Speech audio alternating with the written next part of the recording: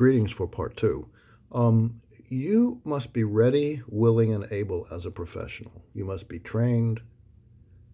You must be licensed, which involves special education and special supervised training. You have to be willing and able. You have to see the meaning in this, okay, to do it well. You have to see that it's a meaningful process and that you enjoy doing it, okay? The client has to be at least willing to communicate what's happening, okay? So some clients are not verbal. I counseled with someone who never spoke to me and used drawings to communicate with me for a year and a half. Interesting, yes? Yes, very. But they must typically want to talk, and they must want to be there. Okay, they want to be there. If they're being made to come there, you can try to engage them, but unless they really see some value in being there, it's not going to go very far. There are some strategies you can use, but if they don't really want to be there, it's difficult. The fit has to be right. So not all personalities work well together. So there may be issues between the two of you that are unconscious or in some ways difficult. I had a client once who said that I looked just like her father and she couldn't see me. That's an overt example of what I mean. Most things are much more subtle. And there are ways to think about what to do about that. I'm just giving you the generalities at this point, right? So we'll talk about things like that later. Well, we also need to be able to think critically and scientifically about things, yes? And so we need to have the training. That's what all the coursework is about that you take that leads up to being a counselor, is learning how to think broadly about the field of psychology and to think critically and systematically. You wouldn't want to just wing it.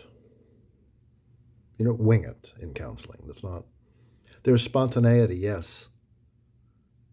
We see things we didn't expect. We come up with things that are informed intuitive responses or observations that we check out, but we don't wing it.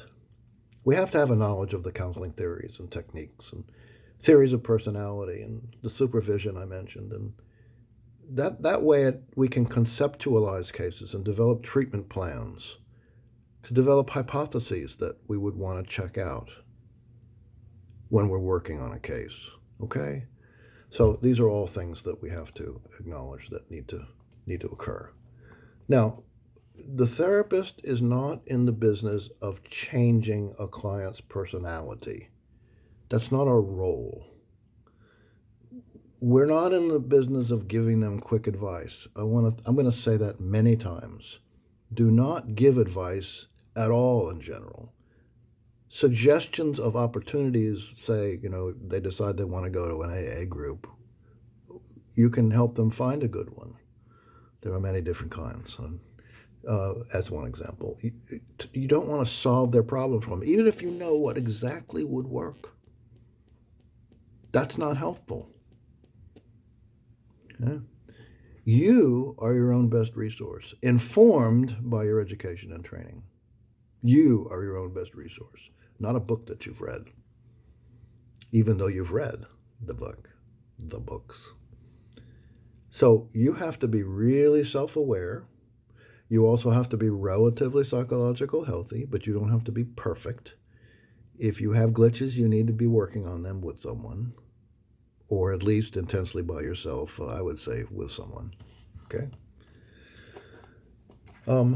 Now, what's a good theory? Just a little bit of science here. Science is a methodology, not a group of facts or knowledge. It's a methodology. It's a rigorous methodology. In the social sciences, the methodologies are not as rigorous as they are, say, in physics or chemistry. There are too many other variables that we can't control. Difficult to study humans. More assumptions have to be made. But a good theory in science, a theory, is the highest level of attainment of a set of ideas about how the natural world operates. Okay? So a good theory is one that's precise and clear, stated precisely and clearly. If some people would say, if it isn't simple, it isn't correct. And if it isn't simple, you don't understand it. um, like string theory.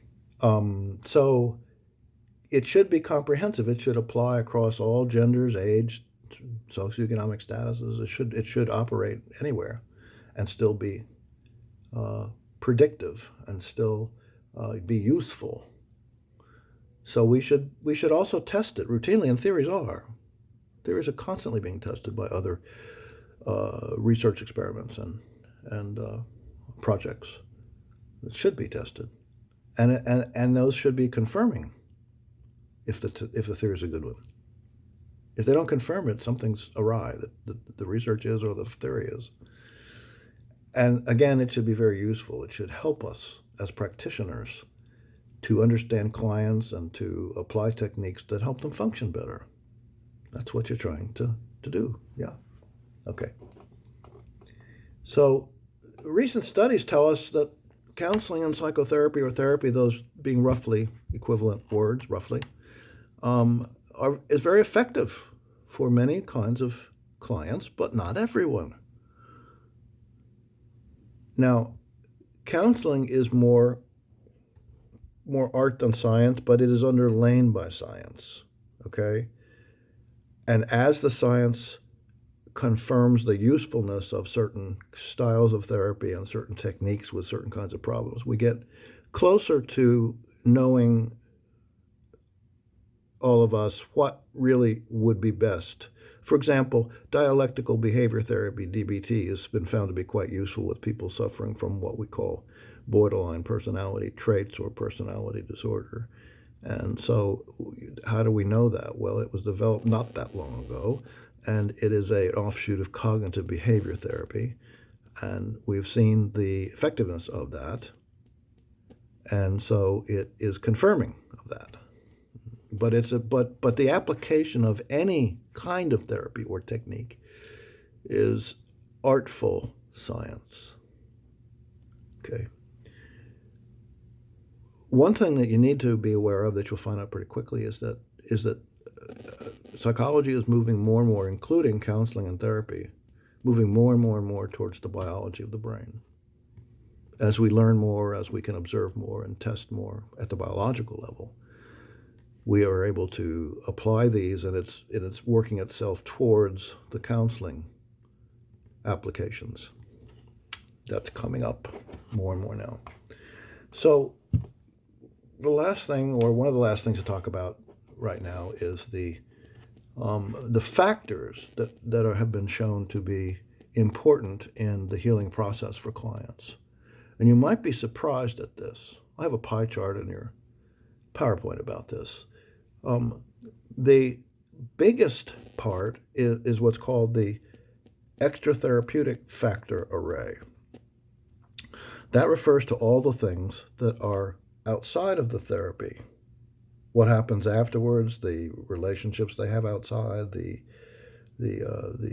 environments in which they find themselves, the decisions they make outside of therapy, all that's extra or beyond or outside of therapy. That's the biggest one. That's about almost a third. This is all from outcome research, by the way.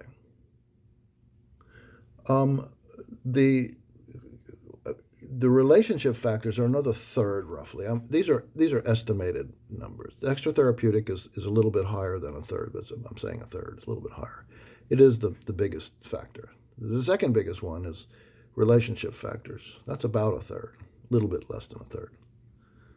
Okay, so the relationship you have with your client as a healthy, boundary-laden, positive process is very important.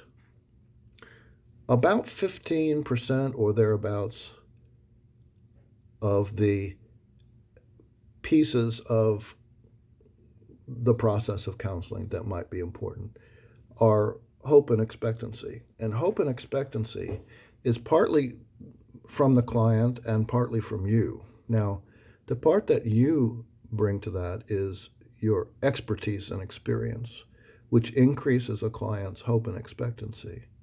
The way you conduct yourself adds to hope and expectancy. The ability for you to call what's reframing things. People may tend to see the negative all the time and don't see the positive at all. And I'm not saying that you Pollyanna this. I'm not saying that you, oh, don't cry. No. I'm talking about seeing the broad range of situations, because that opens up possibilities for making different decisions. Okay, seeing things in a big way, in an accurate way. Yeah. The smallest part of the process of counseling and therapy is the model and techniques that you use. Surprisingly, it's only around 15%. You would think it'd be bigger. What specifically you do is actually the smallest part. But it's important, but it's the smallest relative to the others. Interesting, yeah? Okay. So, a little bit more about the extra therapeutic factors. So, the things outside of counseling, as I said, include the things you might imagine, where they go, what happens, what they do. It also includes what's already in the client that they use outside of therapy, which include the places in which they are competent, and everyone has areas of competence, don't ever forget that. Their resources and support that they have internally and externally, and their individual strengths. Okay? In addition to those chance factors and what happens when they leave therapy. Okay? That's extra therapeutic. That's the biggest amount of the process. And you have really no direct input on anything that happens outside of the therapy, and are only there to help them become more aware of the possibilities and the bigger picture of their own selves. Okay. Now, the last thing I want to talk about is the therapeutic relationship and the working alliance. So you have to have a good relationship with the client. They have to trust you. And trust is not easy to attain. It's not instantaneous, is it? No. That has to be built on experience. That of them with you and you with them. So you have to be honest. You have to talk about what really is and not be afraid of subjects, and tell them what really you are seeing with them, and help them towards making decisions. And that builds trust. All of that does. So you can't be phony or fake. You can't claim to know things you do not know. And you have to be open to them. Okay? You have to be basically warm and empathic, as opposed to cold, distant, and uncaring. You have to demonstrate that you understand them and accept them, and be genuine and kind. You see? All right. The working alliance is dependent upon a number of things, but you have to have the way in which you're working together, in addition to just the quality of the relationship. So their connection to you in the relationship has to be a positive one in order to work well. They have to be able to do the work. They have to be able to do whatever it is they need to do, cognitively and emotionally. That they may need skills that they don't yet have that you would work on with them in order to make those changes. Okay, very often that's what you're doing in counseling. You're working with them on the skills of not just understanding, but of doing or saying or thinking differently. Okay, those are skills.